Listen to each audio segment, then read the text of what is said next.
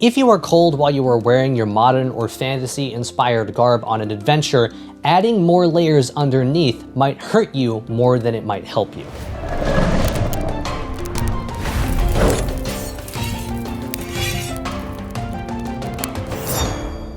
Greetings, adventurers. My name is Kramer. Welcome to the channel, Living Anachronism, where we unravel the history of a world that never existed. And today we're going to be talking about how to stay warm while you are in your medieval garb. Now, I'm going to say it again. You've probably heard this before, but in this context, this is not a costume. I mean, it is technically, but in the reenactment, in the LARPing community, it is garb. The goal of this is supposed to be functional. It is supposed to actually help you. It is real clothing. It's not just a costume weight fabric, just a shell with no lining or anything that you get for Halloween. And with the turning of the seasons, fall, as Tolkien described it, is the perfect adventuring season. And going into winter, lots of people have asked me to actually talk about how to stay warm if you are adventuring in colder weather. Made some videos about it. Most of them have said simply to just stay inside. And while that might be good advice, it's not necessarily the advice that some people want to hear, and it doesn't necessarily apply to everybody. Sometimes you might need to go on an adventure when it's very cold outside. So how do you do that? First, let's talk about the concept of layers, because very little about this has changed through the centuries.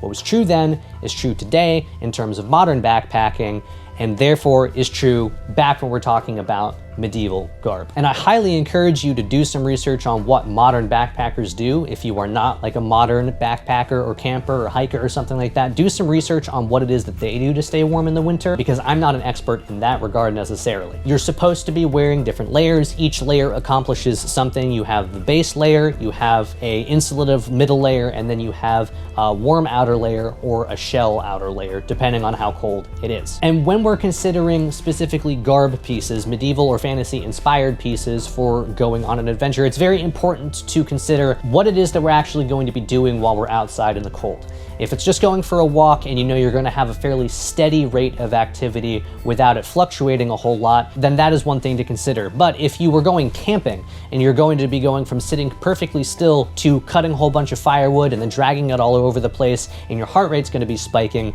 that means that your internal body temperature is going to be changing. And that means that something to consider for you, if you're going to be highly active and then highly inactive in your garb outside for an extended period of time, you need to be able to regulate your body temperature. That means having garments that are easy to take on and to put back on again without a whole lot of hassle, because the one thing you really want to avoid is getting wet. And when you overheat, you start to sweat, your clothing gets wet, and that is a recipe for hypothermia. So the base layer of your garb should be some sort of quick wicking fabric. Linen is a top tier choice because it wicks moisture away from the surface of your skin and into the outer layers, where it can then sort of dissipate into the air without making you cold as that moisture is in contact with your skin. For this reason, a cotton base layer is probably not something I would go with, because cotton can take a long time to dry. That is the opposite of what we want. Next, you have your middle layer, and this is the part that's really supposed to keep you warm. The base layer does not have to be super thick. It might be a little bit helpful if it is. The middle layer is really the thing that's going to be keeping your core body warm. Here I have a wool tunic. I think it's like 80% wool, something like that. It's a thick army surplus blanket. Wool is a fantastic choice here because it has a high insulative value even if it is wet. Now, obviously you should try not to get wet, but if for whatever reason you end up wet, wool is going to serve you better than a lot of other options. It is for that reason that a lot of modern people use merino wool as a base layer, both for its wicking properties and also because of its high insulative value even as a base layer. And now for an outer layer, you can choose to wear, again, something insulative. This is a wool jacket. It's lined with cotton on the inside. Because it's not directly touching my skin, I'm not super worried about that. Either for your third layer or your fourth layer, you should probably have some sort of shell. Now, the shell is not going to actually keep you warm, but it is going to protect you from wind, and it's going to protect you from snow or rain. The shell is supposed to protect you from the elements. And for that, I'm going to recommend some sort of waxed canvas, which is cotton, or waxed linen cloak or jacket or smock or something like that. Oil tarp or oilskin is also a good option, and you can try to use leather as a shell layer if the leather is properly waterproofed in order to actually protect you from the elements. I say you can try because leather is a little bit iffy for me. It tends to take on the attributes of the environment that it's in. So leather is very hot in hot weather and then also very cold in cold weather. It doesn't have good insulative properties. So if you're using it as a shell nutshell, it could probably work like as a hood or as a cloak or a jacket, but definitely don't be relying on the leather to keep you warm, because I don't think it will. And you definitely do not want to neglect keeping your legs warm. The legs are like the quads, very strong muscle. You use them a lot. Those are going to need to stay warm, and they're going to warm up very quickly. So having warm legs is going to keep a lot of the rest of you warm too. The pants that I'm wearing right now, which you've seen in a lot of my other sort of costume videos, they are not at all suited to wearing in colder weather because they're very, very thin. They're absolutely costume pants.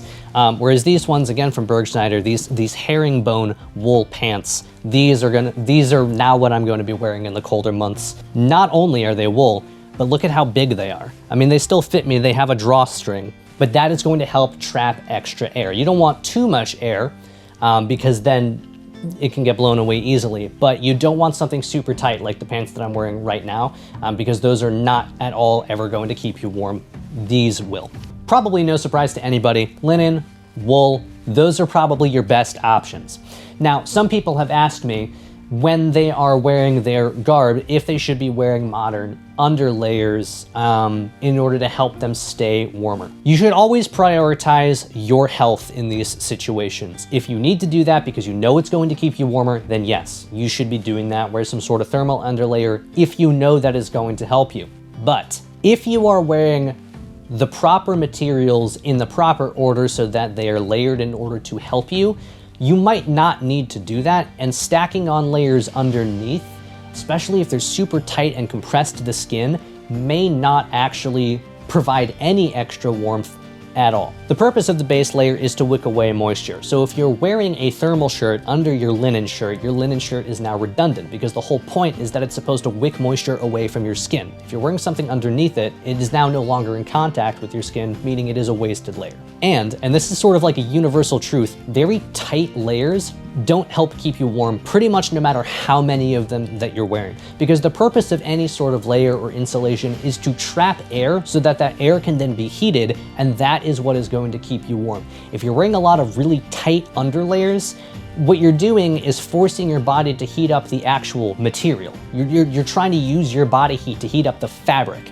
because it's not trapping enough actual air. And this means that your body is working a lot harder and expending a lot more calories, essentially not to do anything at all. This is why oftentimes for modern campers, they recommend that you don't wear too many layers to bed, even if you're super cold, because it will warm up your sleeping bag faster if your skin has more room to breathe in order to heat up the air inside the sleeping bag than if you bundle up super tight and then get into the sleeping bag. You're essentially wasting the sleeping bag. So my recommendation is, if you're cold, first look into the materials that you're using. Then look at how it is that you are using those materials when you're wearing them. And then if you have to add extra stuff because you're just very, very cold in whatever it is that you have, add layers on top rather than adding layers underneath. This can come in the form of multiple cloaks. Now, my recommendation is, of course, for everyone to use a Rwana cloak. A kilt is also a fantastic option. My kilt, when I'm wearing it, keeps me super, super warm. A Rwana cloak is the same. What you can do is you can put on the Rwana cloak, wrap it around in front of you, and then tie it off with a belt or a string or whatever it is that you have, and then you can wear a second cloak on top of it. So you're essentially getting two cloaks in one. That is a great way to add outer garb that still looks in period and actually keep you warmer rather than trying to add some sort of compressed tight layer underneath. Now let's go ahead and talk about extremities, because we can't forget about these and we can't forget about our feet. Historically, in the medieval period, they would have used something like mittens, maybe a full gloved mitten. I don't actually have any mittens at the moment, so you're just gonna have to bear with me or if I find B-roll. But mittens, either full-fingered or two-fingered, mittens like this would have been very common in the time period, usually wool. I don't know if they would have been knitted. I know that in the Norse culture, they had nullabinding, so that's sort of a style of knitted glove, but they might have just been some sort of felted wool as well. But wool for the gloves is definitely a must. As much as I like the concept of fingerless gloves, they're sort of very fantasy, they're very rangery, these are definitely not going to be enough. Doesn't matter if they're wool or not. Your fingertips are going to be cold and you want your hands to function properly. Now what you can do, what I do, is I wear a pair of thin fingerless gloves underneath my warmer insulative gloves. That way if I need my fingers Like if I need the tactile input of my fingers while I'm doing a task, I can take the warmer glove off and still have something on rather than just a bare hand. But just this alone is really not going to be enough. And keeping your hands warm is important, not just because it's not comfortable to have cold hands, but your hands and your feet and your face and your ears are a point where if that part of your body is cold, your whole body is essentially going to be cold. So you want to keep those warm when you can. And we'll talk about strategic ways to cool off quickly to avoid overheating when you're in all of your garb in a second. But now let's talk about shoes, socks, footwear, how to keep your feet warm, because that's also very important. In cold weather, especially if it's snowing, your feet are going to be the thing in contact with the ground, and your heat is just going to be seeping, leaching into the earth if you don't have good insulation. So historically, when we're talking about a leather shoe like this, you can see that this is just a fairly thin leather, and there's nothing else on the inside here, and the sole is also very, very thin. So just wearing this with one pair of socks is definitely not going to be enough to keep your feet warm. It's in fact very uncomfortable. I've done some tests with it. So historically, what they would have done in the time period, in addition to having wool hose or wool socks, is they would stuff their shoes with something like dried grass or with hay, because that has an insulative value to some degree. It creates pockets of air that then will heat up with your body, and that will help keep your feet warm and dry. I haven't actually tried that, and I think I probably should just to say that I have, but I imagine stuffing your shoes with hay is going to result in hay sticking you in the foot repeatedly every time you try to take a step. So here is something you can do if you don't want that to happen. If your shoes are big enough that they can fit extra layers, I wear one pair of modern sort of socks underneath that are like antimicrobial and fast drying, fast wicking, like sock technology. I wear that as my base sock layer. And then over that, I'll wear a pair of wool socks or longer wool stockings for the insulative property. And then if it's especially cold outside, I will also put on like a pair of modern booties. They're like stuffed with either down or some sort of synthetic insulation.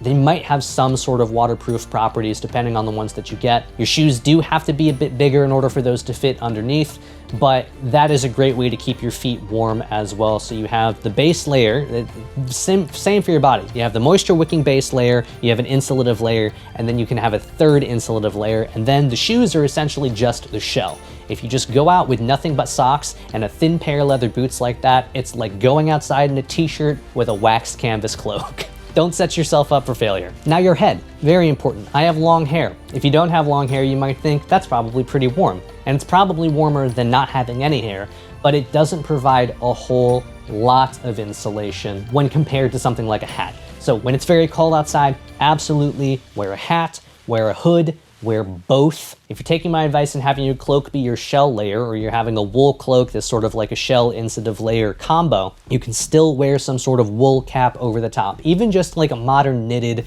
wool beanie, make sure it's actually wool and not like a cotton knit, because again, otherwise it's not gonna serve its purpose. A beanie is sort of a ubiquitous shape. The materials have changed, the colors may have changed slightly, but even back in the Viking period, they would have had these sort of wool caps. They were probably felted rather than knitted, but it's a buyable enough look that you can put on a beanie and stay warm without having to worry about it too much. There's lots of other different types of medieval hats. If you have them, you know what they are and you can use them. I don't have very many other medieval hats. And a separate detachable hood, something like this, is always just a nice thing to have, because sometimes you're doing something physical and you don't want to wear the cloak while you're doing it, or you don't need to wear the cloak while you're doing it, but you still want to keep your head warm. A detachable hood like this is just a great thing to have in your arsenal. I do have a video on how you can make one yourself fairly quickly.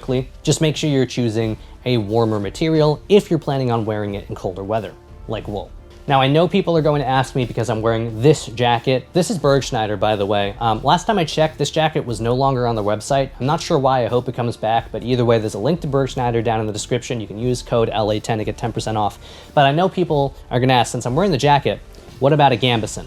It depends on the Gambeson that you have. For instance, this one is a very costume weight Gambeson. You've seen it on the channel before. It's part of my Witcher kit, and it looks the part, doesn't it? It's very tight fitting. It looks very put together. It's a very thin cloth though, and there's not a whole lot of cotton stuffing in this at all. It's very thin. On top of that, it fits very closely to my body. It is a tight fitting layer, and therefore it does not trap any air pretty much at all. So I've tried to wear this in order to stay warmer, and it does pretty much nothing. But historically speaking, Gambesons would probably not have been that thin unless you were wearing armor on top of it, like an army jacket, something like that. Like just a regular thick Akaton, a Gambeson, that's meant to be worn by itself. Only the armor. It's many, many, many layers of linen. Something that thick, an outer layer like this, without even waterproofing, this will repel a decent amount of water unless it's like pouring or you roll around in the snow. And it's very, very thick. With the sleeves attached, I think this thing is probably 3 to 4 pounds. It is heavy. So even just wearing it, you're expending calories, which means that you're heating up. And this thing is very, very warm. This is also from Bergschneider. I believe the company that makes them for Bergschneider is Freihand. You can see the tag right there. But this Gambeson is very thick, and this absolutely keeps me warm. I just choose to wear this one because the thicker a Gambeson is, the more accurate a Gambeson is, the more effective it is at keeping you warm, and the bulkier you become. So we talked about having to regulate your body temperature while you were on an adventure. If you're going to be sitting around a campfire, you're staying warm to some degree, you might want to take some stuff off because you're sitting right close to the fire. You might have to go collect firewood, you might have to chop firewood, you might have to do any number of things, and now all of a sudden your body temperature is going up, you're starting to sweat, you need to take some layers off, or at least strategically have points where you can take things off quickly in order to cool yourself down so that you don't end up sweating a whole lot. So having that base layer of gloves, so you can take like the warmer glove off and still have some protection so you're not instantly freezing, but being able to cool off with your hands is a good idea. Taking off a hat is a good idea, but my ears get cold very, very quickly. But another thing is, if you can find jackets like this, I know it's difficult to see because my base layer is the same color as the jacket, but there is essentially the lack of material here. There's like a hole where my armpit is, and that is because the armpits are a fantastic area to cool off that don't result in you not being able to walk or work with your hands. This is an excellent place to sort of let off some of that excess heat without hindering yourself or getting too cold too quickly. And something I want to mention is the length of the garments you choose will also have an impact. The longer your tunic is, or either your base or your outer or your coat or anything, the longer the garment is, the closer to a dress it is, one might say, the more air it's actually going to trap, and it's going to keep your core a little bit warmer. Something shorter, it's going to allow just the wind to knock around your body heat however it sees fit, whereas a longer garment is going to help trap stuff. It's kind of like wearing a cloak, even if you're not wearing a cloak, but a big cloak is like the best case scenario because you just wrap that around yourself and you sit for a little bit and your body's gonna help warm that up. The last material I know people are going to ask about is something like fur. This is not real fur. Even so, it has some insulative value, definitely not as good as having like the hollow hairs of an actual reindeer pelt or something like that. The fur is supposed to be worn on the inside. I'm sure a lot of you know that already, but when you're wearing fur in order to stay warm, having the fur be on the outside doesn't provide really any insulation at all, because in order for your body to heat the air that the fur is trapping, it first has to travel through the skin layer of whatever the pelt is, which doesn't make any sense though. The fur should always be on the inside if you're wearing it to stay warm, and that means that the skin side is actually acting like a shell outer layer to protect you from the elements. So that is how fur works. Fur, like real fur, is very expensive. So if you've got it, use it. If you don't, there are other ways to stay warm. It can be a little bit of a dance when you've got garb that you want to show off, but you're also freezing and you want to make sure that you stay alive, and you don't have a lot of garb pieces, or you are low on budget and just haven't acquired everything yet. I haven't acquired everything that I need yet either, so don't worry about it. But I know that the temptation is, well, I want to show off what I do have, what I am wearing, but I'm still cold, so I need to put stuff on underneath. Remember that each layer has a purpose. If you wear 6 base layers, they're not creating insulation. You're just wearing 6 base layers. It's going to be bulky, and inevitably you're just going to stay cold. So if you can, either go to the thrift store or make something, or if you have the money and you want to purchase something, when you're looking to add layers because you're too cold in your medieval garb, you need more insulation. You don't need other base layers. And when you're adding layers, always remember that if the layers start to be too tight, if you start to feel like a sausage, they're not going to serve their purpose, because in order to heat yourself up, you need air to be trapped. If you're like a Ziploc bag that's had all the air sucked out of it, there's nothing to heat up, and you're just going to remain cold. So in a couple weeks, as it starts to get even colder, I will go outside, in everything that I need to wear in order to keep me warm to show you how that works, and I will also go over some things you can do around camp to help keep you warm as well. Not just what to wear, but what to do to stay warm, so look forward to that, and I'll see you soon. In the meantime, I'd like to wish you good luck on your adventures.